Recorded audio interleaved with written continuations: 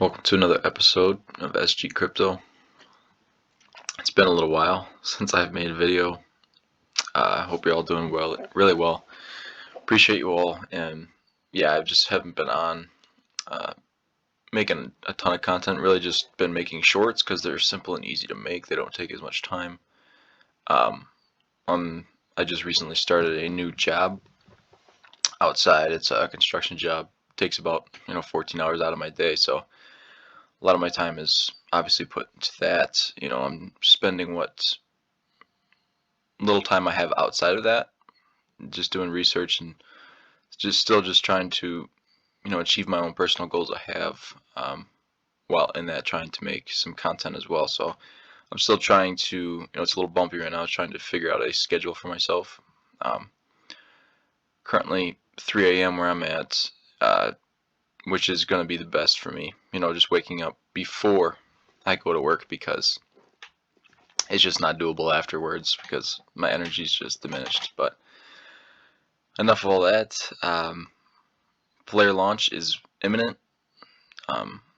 As you'll hear about in this video, Flare launch details, I think this article was published on the 26th of June.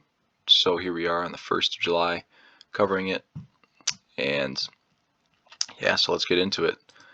I covered the roadmap in previous video, probably about a couple months ago, their entire roadmap here, and so here we are. The Flare launch is the 4th of July, and all this was going to happen, the launch was going to happen, if the Trail of Bits audit passed, and it passed with 0 problems.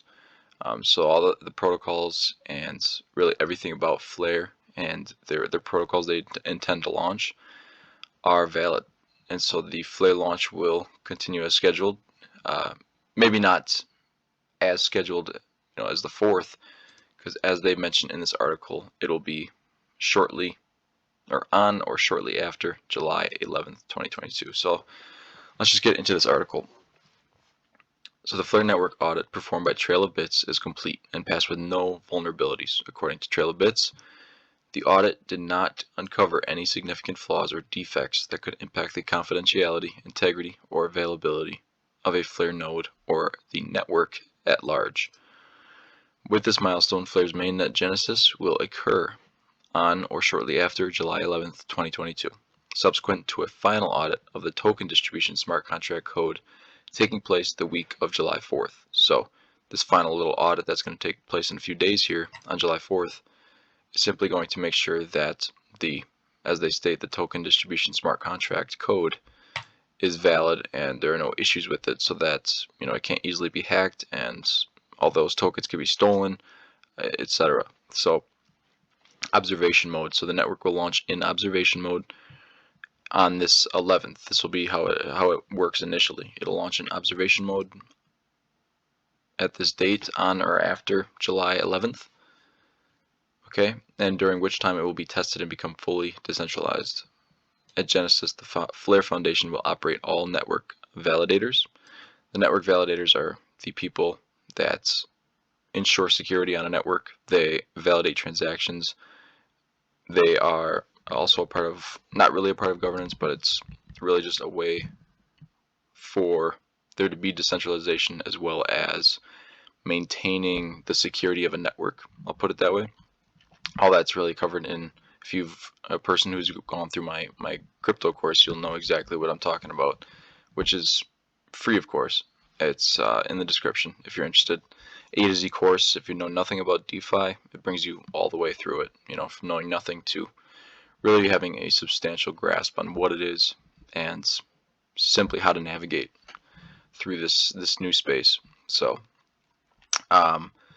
next, FTSOs, after this observation mode, next FTSOs from Songbird, as well as new FTSOs, the Flare Time Series Oracle. This is how prices are established on the network. As you probably know, it's data that's submitted from me and you.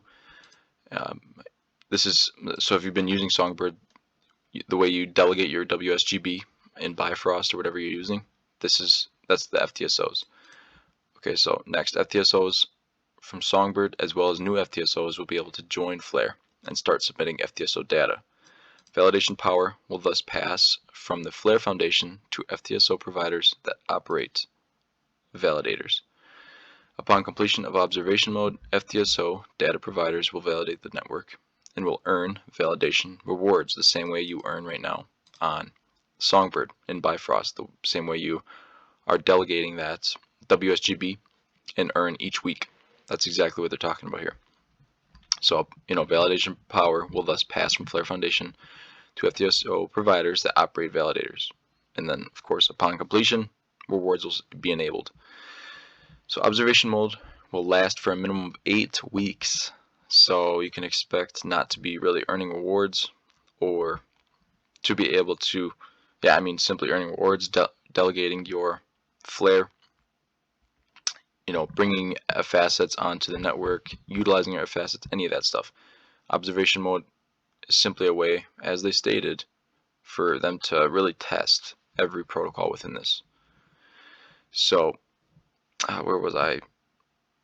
So it'll last for a minimum of 8 weeks until the point at which sufficient validation power has passed to external validators, such that Flare Foundation is no longer in control of the network, i.e. not more than 33% of validation power is controlled by Flare.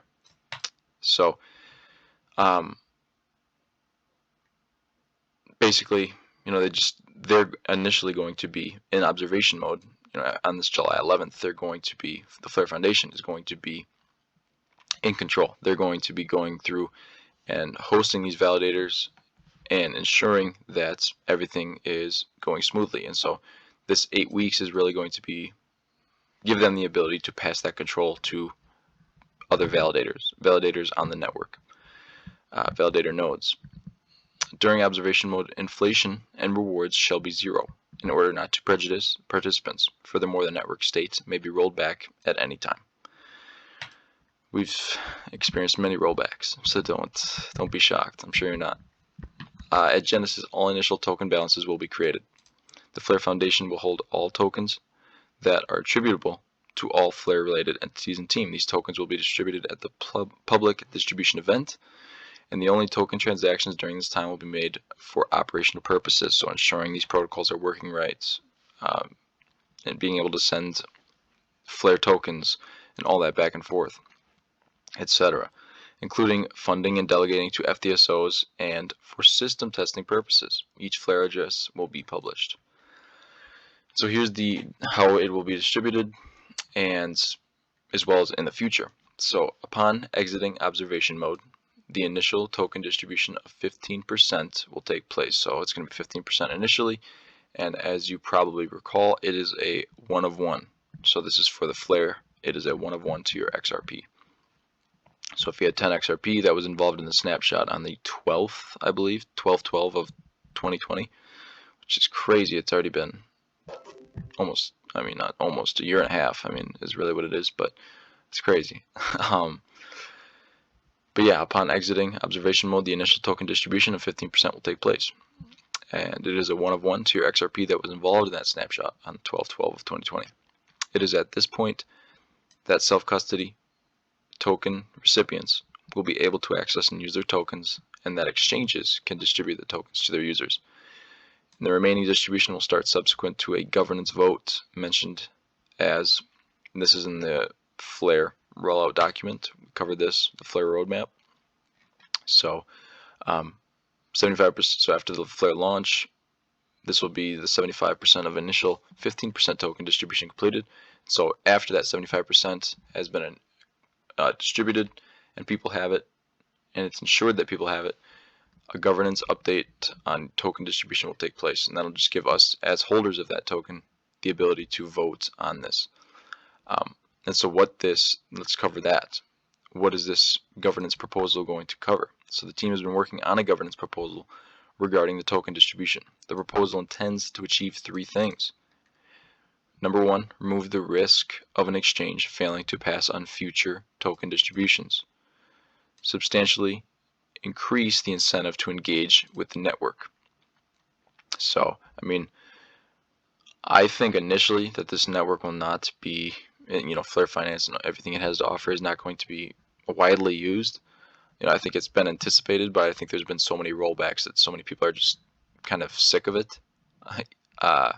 and they've also experienced kind of misfortune with the whole SGB thing and how it tanked and not receiving their SGB. There's just been a lot of complications and a lot of pushbacks, and so I just think that the initial amount of excitement that there was is not there anymore, and because of that, there's not going to be as many people initially that are using this network. So that's kind of an opportunity for me and you to enter these protocols, to be staking, to be bringing on F assets and being agents, you know, everything to earn the most possible. You know, I'm going to be developing my own strategy and of course sharing that with you guys, but being early is of course the best strategy. Just getting in there, and keep in mind I'm only going to be using an amount that I'm okay with losing. I've done the same thing with the Songbird testnet because, and you know, it was a good idea for me because everything obviously tanked. But yeah, I had no emotion attached to that because I put that small amount of money that I was okay with losing in there. And then third, provide positive tax implications such that a majority of recipients can avoid generating a taxable event until they claim their token allocations and withdraw them from the system. This would give the recipient autonomy for when they wish to trigger a tax event, which is nice. It really is nice. So it doesn't appear at, you know, an airdrop is considered income, which seems as though they're trying to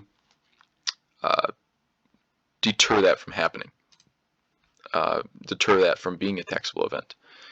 So the governance, and I'm curious how that will work, but we'll see. So the governance vote for this proposal will only take place once 75% of the initial 15% distribution is freely available to take part in the governance vote. So it's not going to wait for the entire 100% of the 15% to be distributed. It's going to just be once 75% is out there, the vote will take place. So in the case of exchanges, this means that the token will have been distributed and can be withdrawn from the exchange.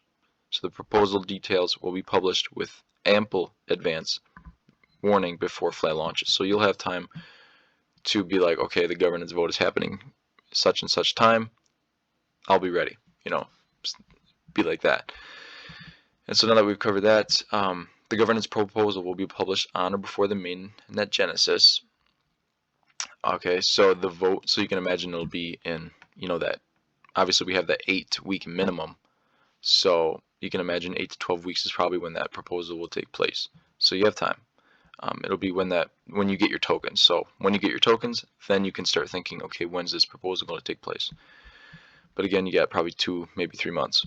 The vote will take place on Flare at the earlier event, where at least 75% of the initial distribution is capable of voting, or 6 months from the public token distribution have elapsed. In the case where tokens have gone to exchanges, this means that the exchanges will have distributed the token and made it possible for users to withdraw them. Inflation will commence after observation mode completion and will be set at 10% per annum, calculated monthly on the total unlocked supply. So essentially, inflation is, you know, the assets will decrease over time at a 10% annually. So that's pretty much it. One thing that I saw in this, and that I'm not even seeing now for some reason, is that there's been a lot of questions as to whether like the assets from SGB will be used on Flare, and they will be. I wish I could find where I saw that. It was in this article. But yeah, so that's been a question. I saw it in this article, one of these articles. We didn't see it here as we just read through it. But yeah, so that's pretty much it. But just know that, you know, SFIN and, you know, DFLR, SGB, Canary Dollar, all the different assets that are on Flare Finance, or not Flare Finance, but Songbird Network will be able to be used on Flare Finance, the mainnet. Now, I don't want to make the assumption that it'll be every single asset, but you can assume that SGB at the very least will be used on there. So if you currently have the asset, you know, using that initially right away on Flare Finance, because you probably have a substantial amount of it, wouldn't be a bad idea. And that will all come with time. And we have time. We have 8 weeks time. So don't fret. You know, do your research. If you're still, you know, a little confused or you have questions, definitely reach out to me. Can answer anything you got going on. In my course, which is in the description, I also offer some free consultations, just like a free, you know, if you're looking to have a conversation, you have questions, you know, I will set some time aside. Probably be only weekends just because of my schedule now. But, you know, if you have questions, we can set up a time to chat, and I'd be more than happy to help you free of charge. You know, it's just, I want to help as much as I can. And you don't have to be in the course to do that. You can just email me, sgcryptoedu@gmail.com, and just we'll set up a time that way. So just reach out to me however you please, and yeah, we will talk soon. I hope you guys have an awesome day, and these markets, I hope, aren't really affecting your emotions too much. I know they're down. I mean, me personally, I love these times more than, you know, more than I hate them. I don't really hate them at all. There's really no emotion, but it's just, I believe in the various assets that I'm invested in because I've done the research, and so I just see this as a fire sale and time to keep accumulating. So I'm excited. I'm feeling good, and I hope you guys are doing well as well. So have an awesome day, and I'll see you in the next one.